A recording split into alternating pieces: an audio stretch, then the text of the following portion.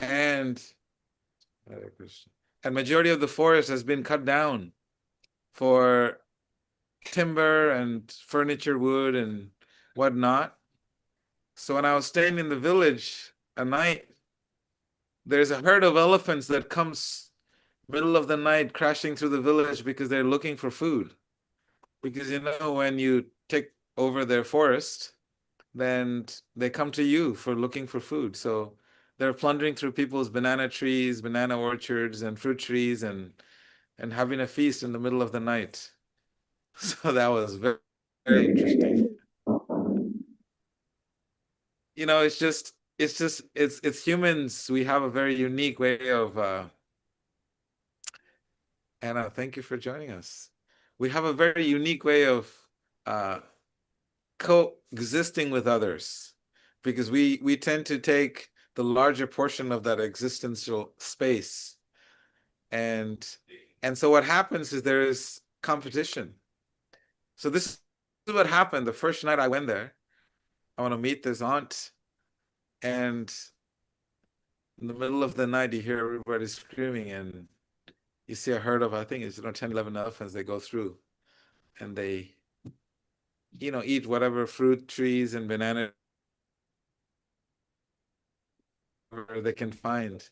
And then the villagers, they all scream and they play instruments, and they scare them away through sound. Unpleasant sound, beating on the drums and things like that. And then the elephants go back into the jungle. So that's an interesting first day experience. So I wanted to share with you very briefly, because we have a lot of Q&A sessions. I had an aunt when I was raised, because my mother had supposedly about 11 children, and I didn't get to meet all of them yet, or hopefully sometime somewhere, maybe next life or something. We never know. So I was raised by an aunt, and I wanted to know who this aunt was. Very mysterious person. I have vague memories of her, and I wanted to meet her. And so that curiosity and that drive, just it's the only one that's alive. I think is the second one that's alive. So it was very, very deeply uh, moving to reconnect with someone that like literally carried me everywhere she went, like she was my mother. So she saw me and she just kept touching my face with her hands like this. Just making sure that I'm that same person, just kept touching my face, touching my arms, touching my chest to see if I was the same kid. And she started to cry. So it was a very interesting. People in these remote parts of northeastern India are generally very, very simple people. They're very, very emotional people, you know. Sometimes I wonder, why am I such an emotional being? Apart from the fact that we're all bhakti practitioners, and bhakti is a, is a practice where we deal with our spiritual emotions. But I always wondered why I would cry so easily. Someone can say something and I can just cry. It's like it's a tap. You just turn it on and off. It's just so easy to cry. My whole life it was like that. I relate to Yop quite a lot as well. You can tell him beautiful stories of Vrindavan and he'll just start crying. So anyway, it was just a very beautiful rebonding moment. I don't understand what she was saying.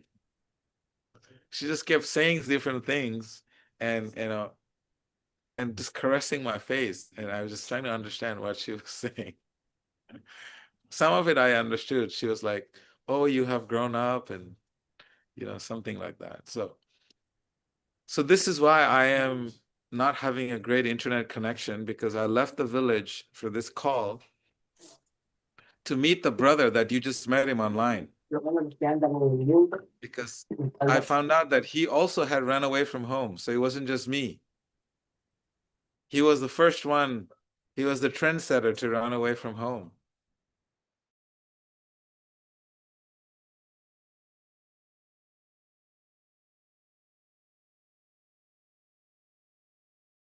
Master. You froze, Veda.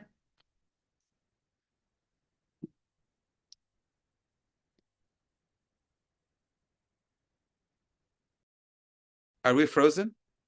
Yeah, you froze. We just heard that he wasn't the first one to run away from home, and then you went out. Oh, so you guys missed a whole bunch. Yeah, you gotta tell again.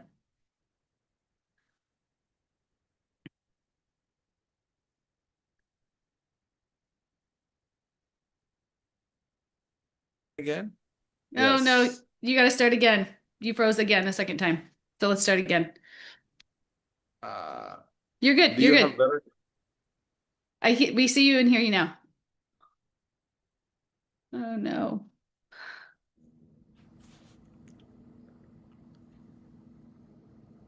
No, you're frozen again, See, Veda. I cannot. Okay, let me try and use uh let me try and use another person's hotspot.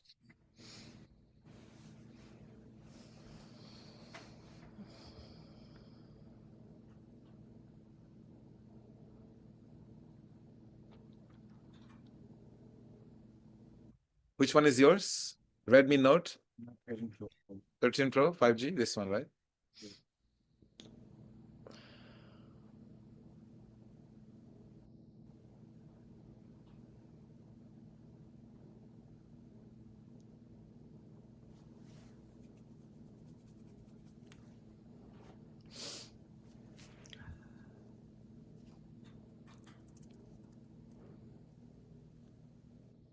It's connected, but it's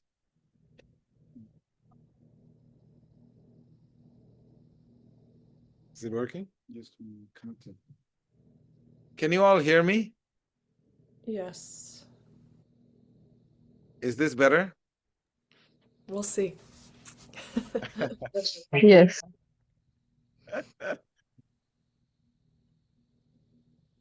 See, he said that there's good connection here, but it's not. I came all the way to a city to do this call. Can you believe it? And this is our luck. This is exciting. This is good now. It's okay now, Beta. Okay, great. So yeah, that was it. You know, I wanted to meet him and I made it to meet him.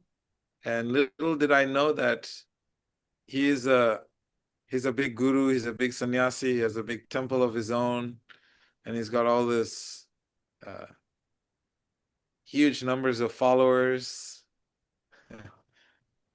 Am I frozen? No. No? Okay, that was it. That was the short introduction of where I am. I'm flying back tomorrow to go back to the studio to do the recording, and then I fly back to I fly to Korea, and then I fly back to the US. And everywhere I stop, there is all these people that I meet, and we had a very ecstatic program in the village that I was raised in, because there's no longer a village because all the trees are out. The rivers are still there. The trees are out. They have paved the roads with asphalt. Can you believe that? That's like, what? It's very interesting. They have a temple. They built a temple because when I was young, when my mother came to visit me, I had told her that if you wanted to have a relationship with me, then you would have to, wait for next life. We'll be in the spiritual world together with God, with Krishna. So poor mother, I was I was only 7 years old when I said that. So poor mother, she went back home and she started to practice spiritual life. And she turned that village into a place where practically everyone is spiritually connected. It's pretty wild. And so when they found out that I suddenly showed up, I didn't warn anyone. I never told anybody that I'm just showing up. there were like 70, 80 people. Throughout the day, there was over 100 people. They just came to see. It was just a very random thing. And then in the evening, I said, hey, I want to do a kirtan. So you won't believe it. We had an ecstatic kirtan, with almost, I was told there was about 82 or 90 people. And they threw a big feast. So that's a little story, background story of what happened, where I am and what's going on here. It's pretty wild. I was just thinking how, because the human being by nature, we have a desire and something deep inside of us that wants to stay connected. We want to connect. And I felt that there was a need for me to connect with an aunt, mysterious aunt. And she also is a practicing spiritual person. It was amazing. How sweet, And some of the things that she was saying that I could relate to was, he said, I know that we will re-meet again in the spiritual world. And I was like, what? What did you just say? Because she's old, she's in her 70s, very frail older woman. But it was just really sweet to see, just connect some dots. I have a Okay, so that was question. the introduction of, Can I ask a question? I don't Since know, we're rather since we're pretty? since we're doing a Q&A. Yes. So wasn't the village when you left, weren't they not spiritually inclined and now they are? Is that what you're saying? It was more worshippers of like the darker goddesses. In the village, they have a different set of guidelines. They're more nature-based, nature worshippers, nature lovers, and they do have, Kalima is there in the jungle. And I went and I visited that temple of old, ancient, some, I don't know how many 100-year-old temple. And I just connect some dots. It's very interesting. But the fact that people are practicing bhakti in such large numbers, like everyone greets you with folded hands. I mean, how cool is that? And one day I'm thinking, when we come to India, I'll bring you to this village and you'll see how simple the people are. You just say something nice to them and you hug them, they all start crying. It's just the connections are just like everyone bonds through tears. And I'm like, okay, Veda, get used to this. And I left the village today, all the ladies from their homes, and they just start coming out to greet me, and I'm leaving, and they're all standing there and crying. It's like, what is this? So it was very, very interesting. It was very hard on me because, I don't like to see people cry too much. So it was a very interesting experience. Okay, so let's get to the spiritual topics that Radha Priti has got for us. Spiritual Yeah. Q&A sessions. While you were just talking, Sheba asked what darker goddesses means. I don't know if you want to.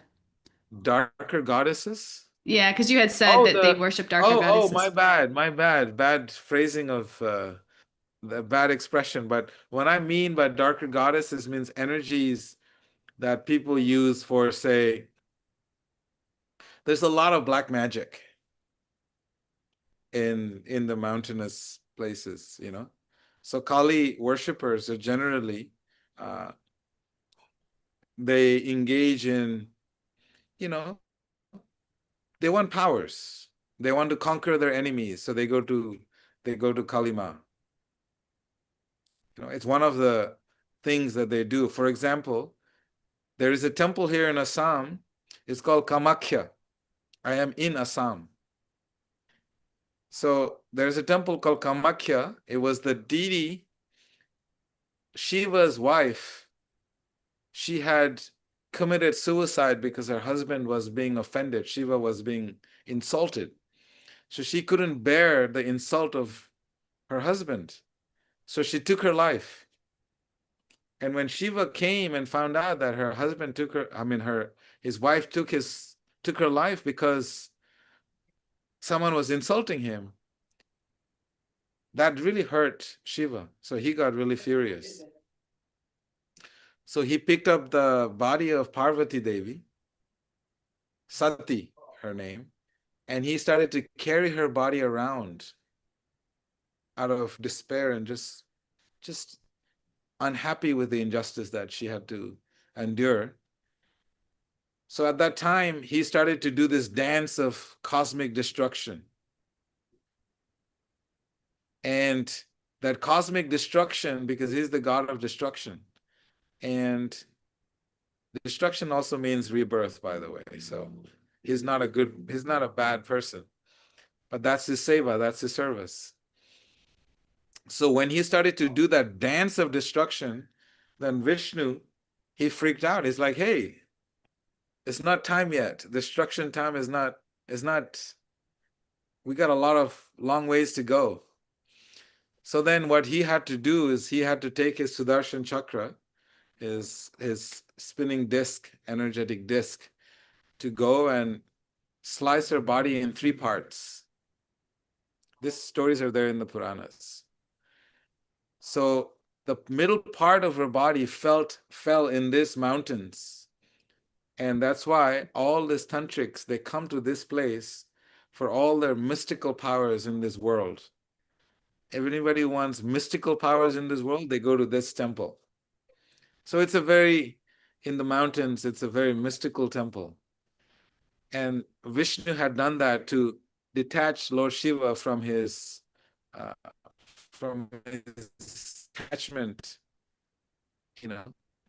and his anger for injustice, so that he would not cause a universal cosmic dissolution. So this is why that temple is considered by people who practice spiritual modalities of practice. They consider that place the dark goddess. And people worship her. Normally you'll see deities of her. She's holding a man's head, and she wears a skull necklace, and she carries a machete. And she is literally standing on her husband's chest. By accident, of course, that was an accident. And you see her with her tongue sticking out. So she is the fiery goddess that chops the heads of all evil people. But it's funny, people worship her to get powers to destroy others. Very, very interesting phenomena there. That's just one side of her, okay? I'm not getting into all the details. That's why people around here, they call her the dark goddess. People want powers in this life and right here, right now, to conquer enemies, to destroy others, to enjoy life. They go to her. Does that make sense, Shiva? Sorry for this Yes, Veda. crazy. It does. It's a long story from the Puranas, and I just Mhm. gave you the nutshell, short version of that. Thank you for answering. Definitely made me more curious.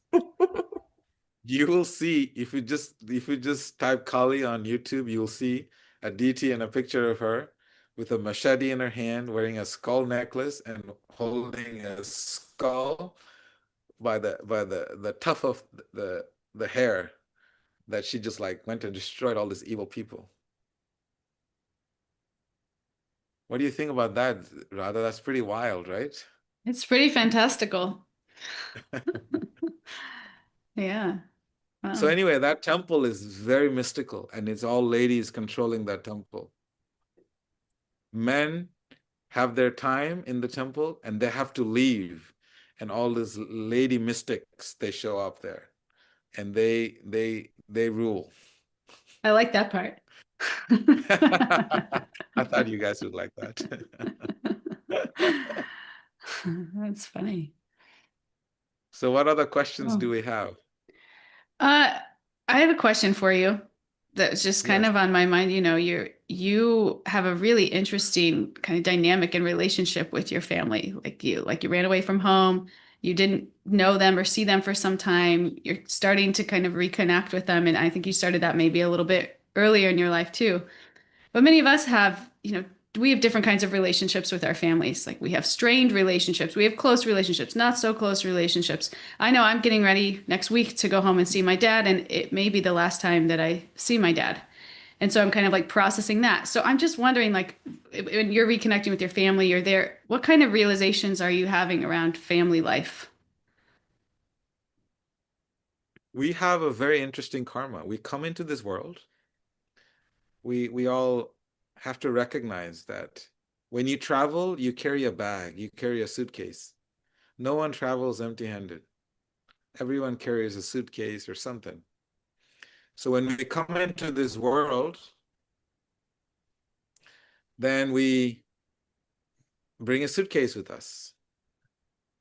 And we open that bag. And we have to go through everything that's in that bag. So that's called the karmic bag that we come into this world with. So, when I'm trying to reconnect with some of the people, because, my mother's gone a long time. And it was funny because I actually, from a distance, I saw the bank of the river where they showed me from a distance, where my mother and my father was cremated on the bank of this river that I crossed when I left home. So it was a very interesting, I just paused there for a minute, So this whole point of all relationships and everything, all our struggles in this world, it's all within that bag that we have come into this world with. It's called the karmic bag. And it's quite important to go through everything in that bag, because if you don't go through everything in that bag, we're going to carry that bag to our next life. And in the practice of yoga, we're saying, why? Why carry that bag so many lifetimes? We don't need it. So the point of spiritual life is actually to transcend all material baggages. So you can travel baggage free. How cool is that? Just like I give you an example. I carried 2 bags to India and I got rid of 1 bag, like things that I gave away. And I still have a bag, but because I'm traveling local, I'm traveling with a small bag. And all of a sudden I'm like, where is my bag? And I panic and I freak out because I'm supposed to be having so many bags. So in life, what happens is karmically, when we carry our bags, our goal is to let go of all those bags so we can actually fly. We're so light, our consciousness is so pure, there's no attachments that are holding us back. That bag that we brought into this world is a bag of material attachments. Relationships. Don't think that your boyfriend was just an accident. No, your first boyfriend, those are all karmic. You have to go through it. You had gone through it. And so now you have to get over it. The guy hurt me, or my dad was a jerk, or my mom wasn't nice. Those are all you have to let go. Otherwise, you're going to hold on to your dad because he wasn't nice to you. Guess what? You're going to think about your dad, and next life you come back as the dad, and he'll come back as whatever, but maybe not as a human species. So this karmic bondage is a very, very deep bond that goes millions of lifetimes. And so therefore, whenever we have relationships, like I wanted to just say thank you to my aunt and just try to cry with her. I wasn't doing all the crying. She was doing the crying. Very deep crying from inside. Her whole body was shaking and trembling because she could feel like, there was a part of me that was taken away. She thinks destiny taken away, and now, he's doing good. And she was just expressing that emotion. So that reconnection, rebonding, so this process of reconciliation It's a process of bhakti that we actually meet each other, we beg for forgiveness, we offer our gratitude, and everything is good. So this is why, family relationships are one of the biggest karmic connections that bring us back again and again into this material world. You can say, oh, I'm over it. My dad was a jerk to me, I forgive him, and I'm over it. But in your mind, you're not over it, because you're going to keep thinking about, hey, the guy was a jerk to me. I can't get over it. So you're still carrying him. So that's why this whole process of reconciliation in the Bhakti traditions, always going around offering gratitude and forgiveness, begging for forgiveness, forgiving yourself in front of them, asking them to forgive you, you're forgiving yourself, you're forgiving them. So this whole process is such a beautiful process of bhakti that actually totally frees you from all bondage. Never to hold any grudge. Then you can always smile, because there is a reason to smile. There's nothing but pure lightness in your life. Beautiful I asked her answer. one question. I said, did I ever make you angry? I asked her, She said, how can you make me angry? I said, did I ever hurt you? He said, but that hurt was good for me, she said. And I was like, okay, this person's pretty deep, But the whole point I'm saying is that they don't hold grudge. The simplicity of the heart, is by definition, the heart is not a place, is not a place where you can hold grudge. And that's why when you hold grudge, the heart becomes so heavy. It's so heavy that you can't even breathe. You get asthma, you get all these diseases, because it's too much to carry in the heart. Okay. What other thoughts did you have? I What love other that answer. questions? Does that make any sense to Yeah, you? it's really beautiful. I love that answer. I mean, it's easier said than done, That's it sounds beautiful, but it's so difficult in practice, right? Yeah, Kushita has a question. Kushita. Thank you, Radha. This was a beautiful question, and I hold a space for you because I've had multiple times this experience where a very close loved one is the last time you're going to see them, and the last time you're going to see them, and this is very, very heavy. So my invitation to you is just to be there. Is a higher God that's going to lead when that happens, and we just hold ourselves present and whole for the moment and the circumstances that we are living with grace, because this can be really, really heavy. I'm actually sharing this from a place where I could be right now, obviously with my loved ones, because I live all over the world, and yet I am here in a place where I found silence, and this is how I started. And silence was taught to me by this community, and I can't be of more gratitude, because this community has seen my evolution from being so fearful of even the word alone or stillness. I couldn't even fathom that. And I'm getting emotional because I'm in such a better place. But yet, when New Year's came, it's been 3 years that I said to myself, oh my gosh, I feel so good. I'm so blessed this new year. And then I remember how many New Years I could not see beyond my eyes. I would say, why another year? Like, can this just end? So I started this free online Zoom calls that I did some videos, one in English, one in Spanish, to say, you know what, New Year's is amazing for so many people, but for so many others, there's struggles, which is the topic of this live. And I want to hold a space for you. I want to hold a space for you because you're not alone. I was there. And so this is a way of my doing New Year's, and just being literally, even though my family is nearby, just be in stillness and holding space. And the reason why I'm bringing this up is because one of my friends. Her name is Irma, and she's here joining us for the first time ever. If we can all welcome her, I would appreciate it. She is from Atlanta. She's one of those participants that came to this live, and these struggles are real. And sometimes we really don't find that strength, and we keep on repeating that we are alone, we are alone. And actually in my book, I had a download when I was in meditation, that when we are alone is when we are going to feel the most company.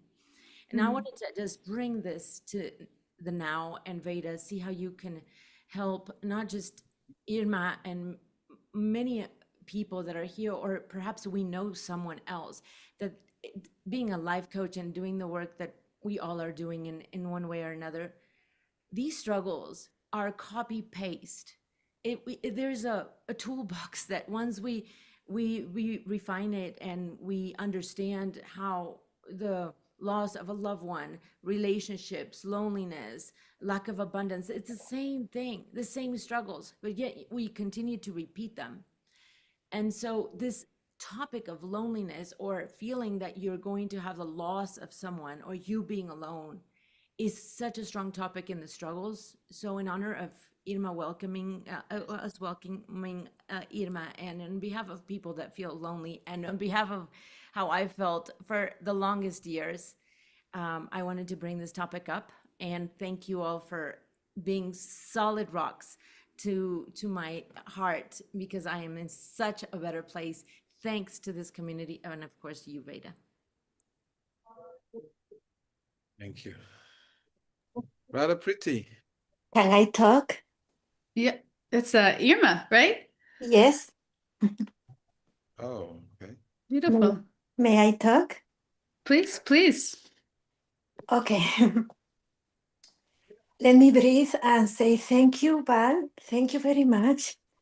Thank you, everybody here. Yes, I spent New Year alone, and suddenly I saw that Val had a Zoom. So for me, it was very special moment, since I had a very difficult relationship, very, very difficult. You cannot imagine. I am alive. I have life right now because there is God. And thank you very much. I experienced panic attacks and anxiety through all this journey, but I know that I'm healing right now. And let me put it in present moment, I heal right now.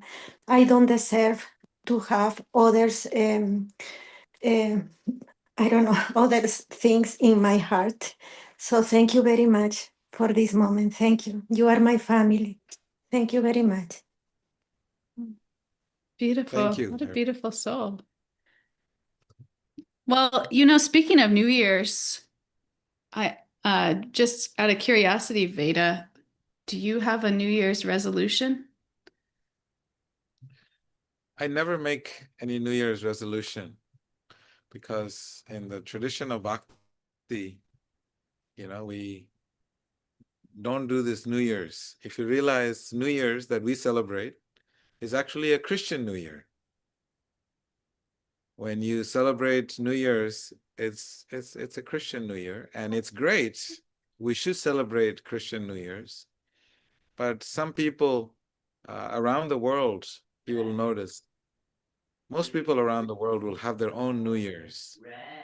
In India alone, the New Year's for the South Indians is different than the North Indians.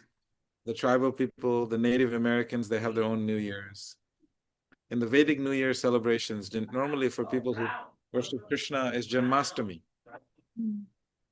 And people who worship Gauranga Mahaprabhu is Gaura Purnima. So basically, it's a day where you recognize and you take an inner inventory of your spiritual progress. So when you do that inner inventory of all the blessings that you have, and who was that conduit, that person that actually helped you to recognize the blessings that you have. So it's basically that person that opens your eyes to the divine blessings. That's why in our classes, we always say, Om Agyana Timirandhasya. Someone that opened our eyes to seeing how everything in our life is a divine gift. And that connection becomes so deep that that person's, the deity of that person's heart, the appearance of that person becomes your Happy New Year. And your whole life revolves around that. So this is why in Vedic traditions, they don't, every spiritual group will celebrate a different Happy New Year's. And the whole world will celebrate the Christian New Year. So I don't make any resolutions for any New Year's whatsoever, because I feel that every day that I breathe, that I can see the world and interact, and I have a community that I can call my home, then that to me is a birth. It's a new year every single day. So it's an important thing that every day you breathe, you're alive. It's an opportunity for you to look very deep into the essence of what life is meant for. Otherwise, what happens, we take these New Year's. I got a lot of messages, New Year's messages. People are staying up late at night. Some people going out drinking, and what a way to celebrate your life, by wasting it, by being, being completely lost. You lose yourself by external stimulants and so many other things that people do. That's, our way to celebrate New Year's, to find every opportunity to lose ourselves. Whereas in the practice of bhakti and spiritual life, we should lose ourselves every day in the service of others. And that is the best way to celebrate New Year's. Try it. Every single day, celebrate a New Year by losing yourself. Instead of losing your mind by drinking and partying and whatnot, and ending up on the toilet seat, throwing up. And why should our New Year's celebration be such a memory that we're not very fond of sharing with others? So Bhaktivinoda Thakur, he digs a very deep principle of New Year's. Really emphasizes that your New Year is the day you took birth into this world, and you have been given the most powerful gift, and that powerful, priceless gift of time. And that should be your New Year's, the day you come into this world and you've been given time. And that time that is divine is God personified. He has come into your life in the form of time. That is your New Year's. And how can you engage with that time to make the best use, to have the highest quality of experience in this life, and travel baggage free? Like Southwest Airlines, the bags are on us. I thought it was so cool how they have that tagline. Don't get so excited. They just changed that. So. Oh,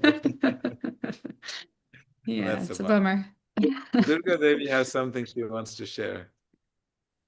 Hi, Vidya. I have a question. Like you always tell us, you go by this mission of love everyone, serve everyone. But sometimes it's so difficult, to love everyone. So how can we do that? Yes. If you love God, then you'll be able to love everyone. If you don't love God, then you will not be able to love everyone. So you can check yourself, the intensity of your love for God and your divine connection with God. And because who is there in each and every human body, in every species of life, there is a temple in the heart. And in that temple of the heart resides God. So if we see someone and we don't see the temple in that person, you don't see God in that person, then it just means that we have some work to do. And it's okay. We should have work to do because this material life is meant, it really literally meant for us to work on ourselves. It's really meant for that, nothing else. It's a place of correction. It's a correctional headquarters of the 14 planetary systems. You cannot believe in other planets, they don't have correctional offices like this. You cannot redeem yourself in the heavenly planets. You don't go up, you come down. This is the place where you can correct yourself and fix your consciousness. Set your priorities right, put a purpose tag on your life, and move very clearly with vigor and enthusiasm that is unstoppable. So, Bhaktivinoda Thakur will say, Tamara Hridaya Sada Govinda Vishram. Whenever he saw anybody, he's saying, my deity of my heart, Govinda, Krishna, is in your heart. So this is what I see. Where have you been? Imagine you see someone and you're so excited because you're seeing God, you're seeing Krishna, you're seeing the divine in their heart. What is the first thing you would say when you see God? You would say, God, I've been struggling. Where have you been? Thank you, And this is how the spiritual life is meant to be. We are supposed to be recognizing that everyone in this world are actually walking temples of God. I know this is, Radhapriti will say, come on, can you make it more real? And this is the reality. But the thing is that we have created an alternate reality that we have put ourselves in. And we refuse to live in the ultimate spiritual reality, and we choose to live in our little reality. If this person is nice to me, we're good. I'm going to say hi to him. If this person is not good to me, I'm just going to ignore it. I'm blocking because, so we create our own little realities, which is great. For survival, sometimes that reality Veda, is also needed. But can you repeat that? life You should kind not of be in about and out. survival. Oh, You said my when bad. this person is good to me, we're Which this way. one? I feel Yes. like I need to hear So that. So what I was saying is that what I was sharing is that there is an ultimate spiritual reality, which is everyone in this world are walking temples of God. That's the real reality. But our subjective reality is a world that we create within our small circles. This one's my friend, this one's my enemy. I'm going to block this one, I'm going to talk to this one, and I'm going to reject this one. So we're very selective. So we create our own little world, what we call reality. This is my reality. And sometimes the sages are saying, why are you being like an ostrich, putting your head in the sand and not seeing the broader reality of the world? So it's a very beautiful example that Bhaktivinoda Thakur has set for us, that we must learn to recognize all beings in this world are sacred. And inside of every living entity, there is a divine existence. And we can see it, we can connect with it. So Radha, what else? That's so beautiful. I had a question. Somebody asked me this question this week. I was doing this retreat at New Vrindavan, and somebody asked me, like, we're so inspired here. We come here, we feel so immersed in this. It's like, it's very easy. Many of us feel that way at this call. We feel so inspired. But then, or, you go on pilgrimage, you feel so inspired. But then you come home and you're like immersed in the reality of life, which is, maybe not so uplifting and inspiring. and you don't feel it anymore. So what do you do? Yeah. You know, we went to India. Everyone was so enlivened. People were crying when they were leaving India, leaving the pilgrimage. Hearts were broken, you know. You go to the spiritual places, your point is very clearly taken. You go to the spiritual places, your heart opens up, and then you go back to your world, and it's so different, and your heart just wants to close again. I remember one of the attendees, she was like, Veda, I'm so afraid to go back because I feel my heart is going to close. I said, no, it's the most beautiful thing. You carry that heart, that opened, beautiful heart, the lotus-like heart, because a heart is in the shape of a lotus flower. The lotus-like heart that has opened, take that open lotus-like heart and show it to others and create that space where everyone can enter into your heart, where there's room for everyone. You should read a book. He built a home where the whole world can live. It's a Prabhupada Lilamrita book. What does that mean? That means to open someone's heart, that their heart becomes so big it can become home for the whole world. You know, when I go to Netherlands, I stay in Durga Devi's ashram. Now it's no longer her house, it's the house that belongs to Radha Shyam Sundar. And I stay there. And it's such a beautiful place because the deities from Vrindavan, they just came and they took over. So, you know, this is what happened. She went to Vrindavan, her heart opens, and Radha Shyam says, okay, I'm coming.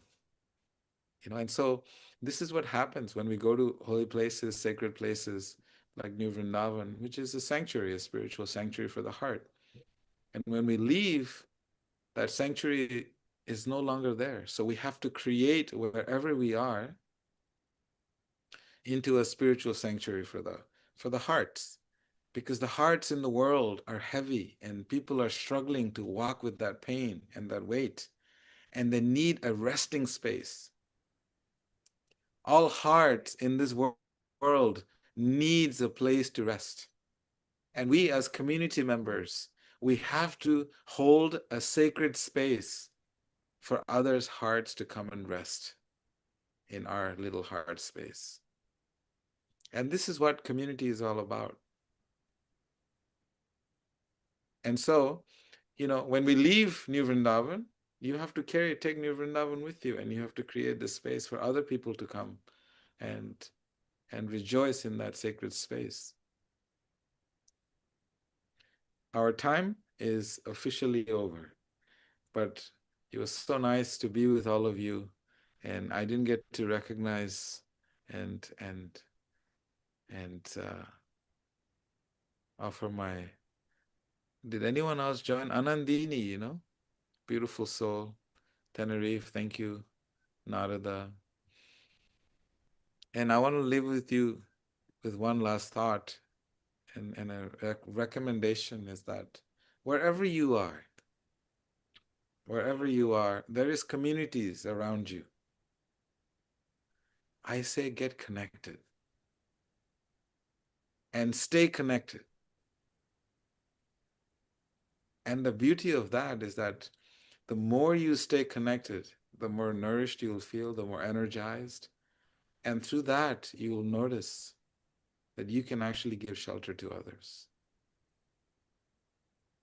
And this New Year's, it's a great opportunity to really, really look deep down and take an inventory of our heart.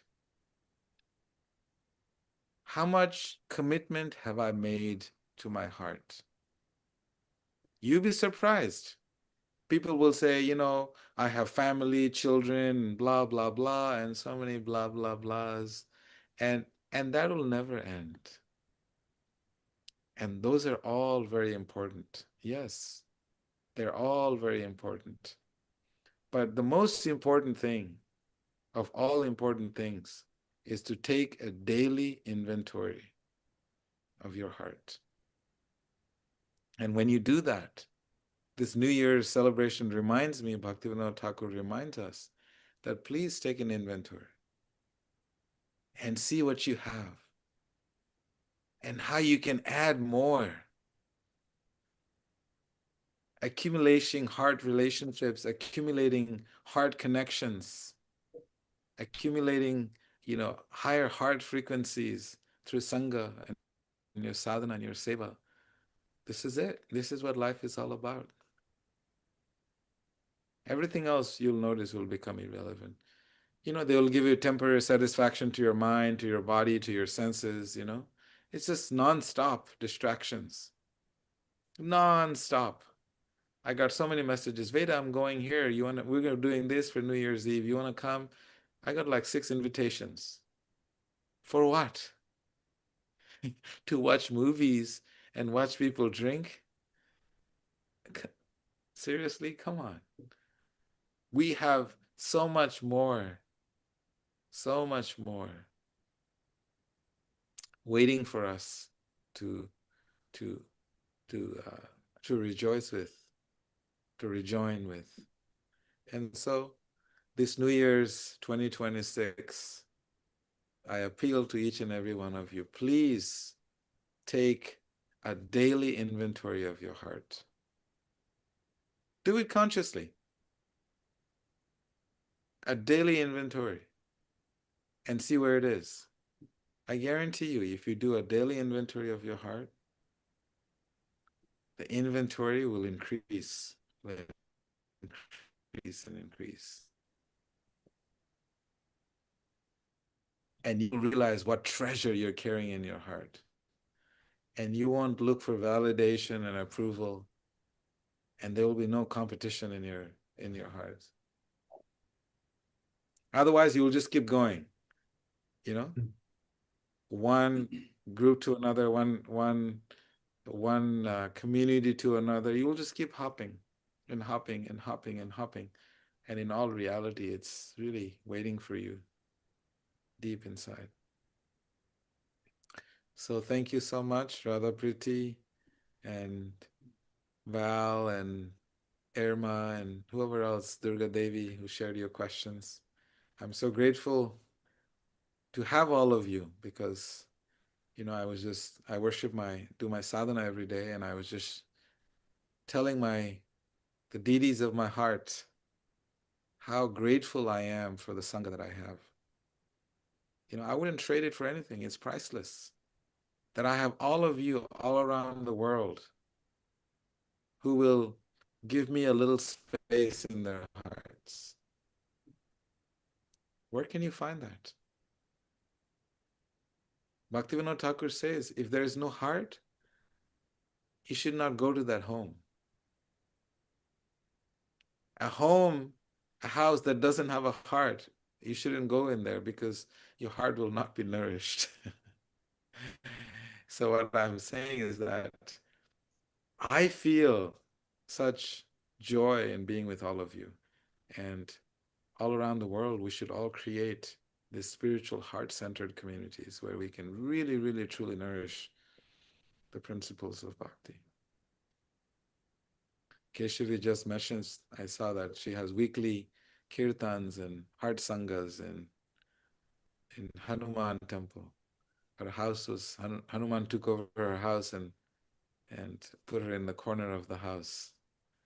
So now it's a Hanuman temple. Okay, thank you all very much. Thank you. Happy New Year to all of you. For those of you. Thank you very much, Rada. Thank you, Anna. And thank you all. It's so nice to be with all of you. And please let us stay connected, and we'll see you again next Saturday. Namaste, everyone. Namaste. Namaste. Mati